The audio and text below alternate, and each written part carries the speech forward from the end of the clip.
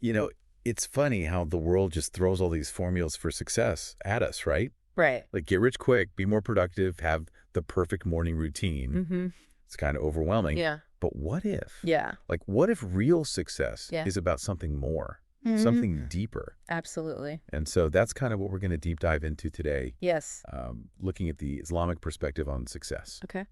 And we're drawing wisdom Yeah. from the Quran and Hadith. Beautiful. And I think this will be interesting. Yeah. Even if you're not super familiar with Islam, Definitely. these insights are really helpful, I think, for Yeah. anyone Yeah. who wants to live just a more fulfilling life. Yeah, for sure. And the piece that we're looking at is called What is the Real Key to Success? It's not Western indoctrination. Ooh, okay. And it really challenges our conventional definition of success. So how does it redefine success? Well, instead of just focusing on material wealth, Okay, your career, or like your social status, right. it emphasizes a more holistic view. Okay. So it's more about your relationship with Allah, Yeah. your character, and your actions. Okay. Not just in this life, but also in the hereafter. Oh, the hereafter. Yeah. Okay, so that might be a new term for some listeners. For sure. Could you expand on that a little bit? Yes, the hereafter refers to the afterlife. So in Yeah. Islam, Yeah. it's this belief that your actions in this life Right. have consequences in the next one. Okay. And true success encompasses both. I see. So it's like this idea that Yeah. you're contributing not just to your well-being now, Right. but also to a favorable outcome Right. in the life after this one. It adds a whole other dimension to success, doesn't Yeah, it? it really does. Yeah, it's very interesting. Now, the article keeps bringing up obedience Yes. to Allah and his messenger Mm-hmm. as central to this, to achieving this kind of success. Right. But, the word obedience Yeah. can sometimes feel a little restrictive. I understand that. Yeah. Yeah. But it's not about blind adherence. Okay. It's more about aligning yourself with a higher purpose, Okay. submitting to divine guidance. So like a roadmap. Exactly. It's a Uh-huh. roadmap to help you navigate Yeah. life and ultimately achieve true fulfillment. Okay, that makes a lot more sense. Yeah. But then what does that look like in practice? Yeah. Like, how do you actually live that out? So there's this really powerful quote from Surah An-Nur, Okay. and it captures this beautifully. Okay. It says, "The only statement of the believers when they're called to Allah and his messenger to judge between them is that they say, 'We hear and we obey.' And those are successful." I love that. We hear and we obey. Yeah. It's so immediate. Yeah. This is like this Yeah. deep level of Yeah. surrender and trust. Surrender. Yeah, exactly. There's Yeah. no hesitation. Yeah. There's no negotiation. It's just an instant recognition that that is success. Right. And then what I also like is it uses the word believers. Right. So it kind of implies that Yeah. success isn't just this individual pursuit, Okay.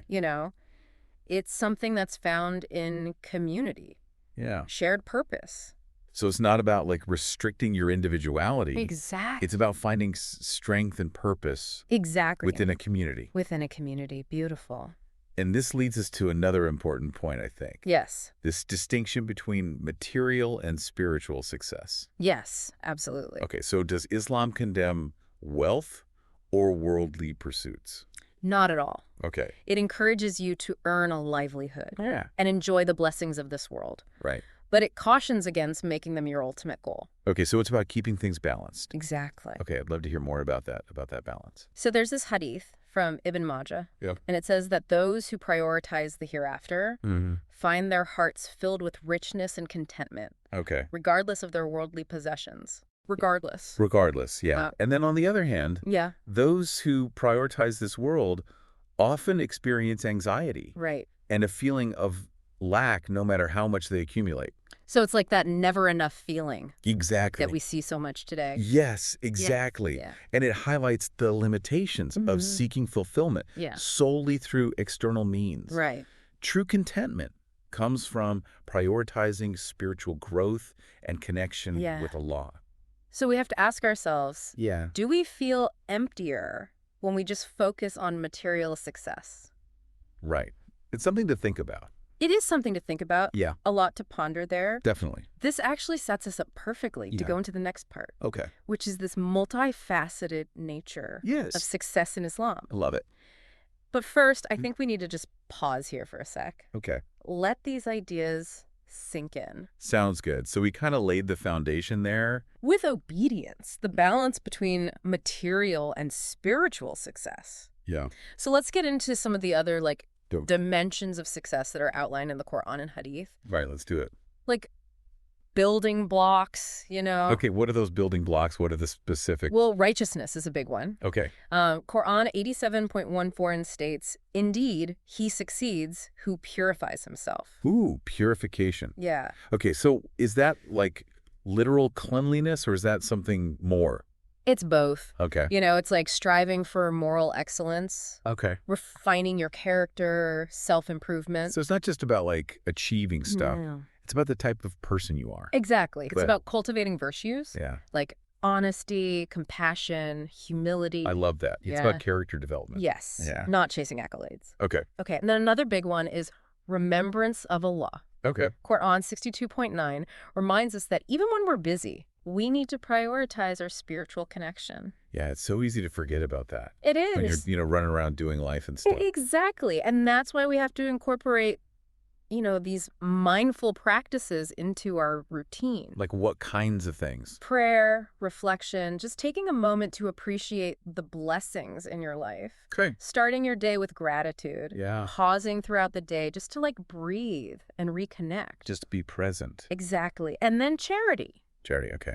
A lot of people think that giving depletes you, Right.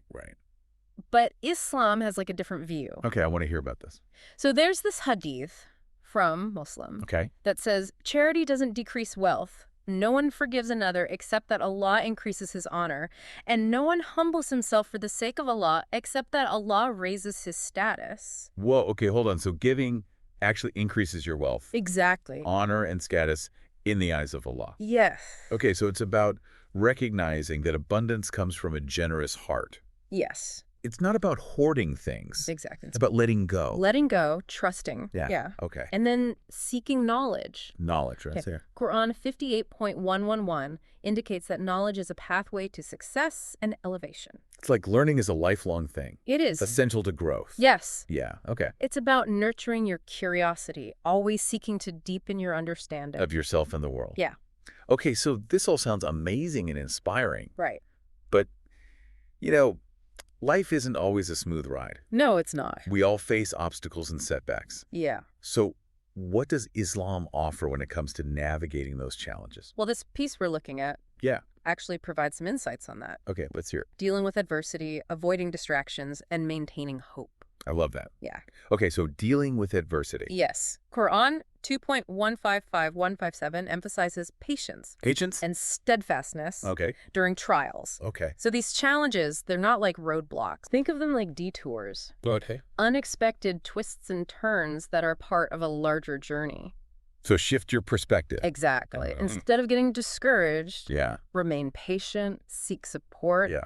and trust that Allah has a plan, Even when you can't see it. even when you can't see it. Yeah. Okay, then distractions. Distractions. Oh my gosh. Yeah, we're constantly stimulated these days. Yes. Constantly. We're so much vying for our attention. Yeah. But there's this hadith from Tirmidhi Okay. that says a wise person holds themselves accountable. Okay. They focus on actions that benefit them even after death. Okay. A foolish person gets lost in fleeting desires. So it's about prioritizing Yeah. what matters, What matters? not getting caught up in instant gratification. Exactly. Yeah. Being discerning with your time and energy, Yeah. making sure your actions are aligned with your values and your aspirations. It's about intentionality. Yes. Yeah. And then lastly, hope. Yeah. Quran 12.87 says to never give up hope in Allah's mercy. It's so important, It is. especially when you're in those tough times. Yes. It's like a lifeline, It is. keeping you going. Yeah, it's about trusting that even in difficulty, there's light at the end of the tunnel. Okay, so we have patience, Yes. avoiding distractions, Yes. and holding on to hope. Those are your tools. Powerful tool. Yes. For navigating the obstacles on the path to success. Yes, exactly. And that path leads to paradise in the hereafter. Exactly. That's the ultimate goal. So let's talk about paradise in Islam.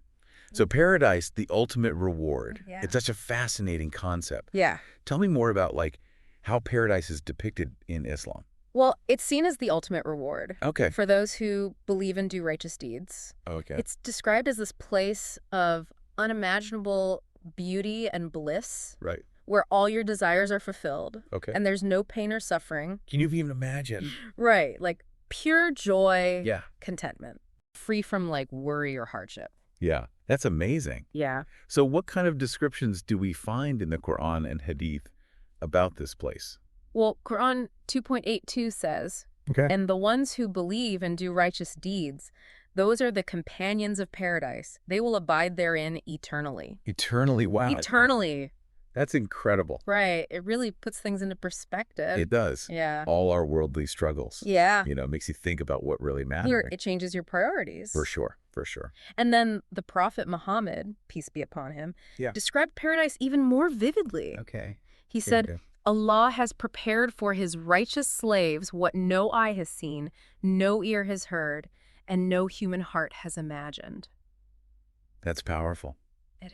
Yeah, it really evokes a sense of awe and wonder. Yeah. And I love how it emphasizes that the rewards of the hereafter are far greater than anything we can even fathom here. Exactly. Yeah. And it's that focus Right. on the eternal, not the fleeting, Yeah. that motivates us to strive for righteousness Yeah. and to please Allah. I love that. I love that. It's powerful. This has been such a thought-provoking deep dive. Yes. You know, we've covered so much. Yeah. Redefining success, Mhm. understanding its multifaceted nature, Yes. navigating challenges, and ultimately, like, keeping our eyes on that prize Yes. of paradise. That ultimate goal. I feel like we just scratched the surface Oh, yeah. There's so much more to explore. of this topic. Oh, definitely. But this gives you a good foundation, Yeah. you know, for your own reflections, because Yeah. the journey really begins when you Wow. start applying these things to your life. So if we had to, like, sum up the core message of what we talked about today, Yeah. what would it be?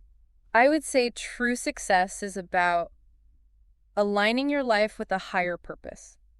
Okay. It's about focusing on developing your character, Okay. seeking knowledge, spiritual growth, Yeah. and striving to live a life that pleases Allah. And you know what I love is even if someone listening isn't Muslim, Yeah, this framework is still so valuable. absolutely. You know, it challenges us to look beyond just those superficial things, Right. those markers of success, Yes. and to really think about what matters. Yes. Our connection with the divine, Mm-hmm. our relationships with others, our contributions to the world. It's beautiful. Yeah, it's beautiful. Yeah. This deep dive has given me so much to think about, Me too. and I hope you're feeling that way too, listener. Yeah, for sure. So to wrap up, Okay. I want to leave you with a question. Right.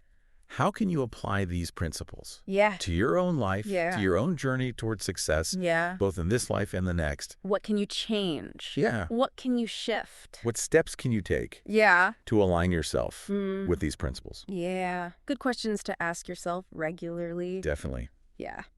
This has been such a fascinating conversation. It has. Thank you so much for joining me for this deep dive. It's been a pleasure. And to our listener, thank you for tuning in. Thank you. We hope you found this as enlightening as we did. Yes. Until next time, Take care. keep seeking, keep learning, and keep striving for that deeper, Yeah. more meaningful definition of success.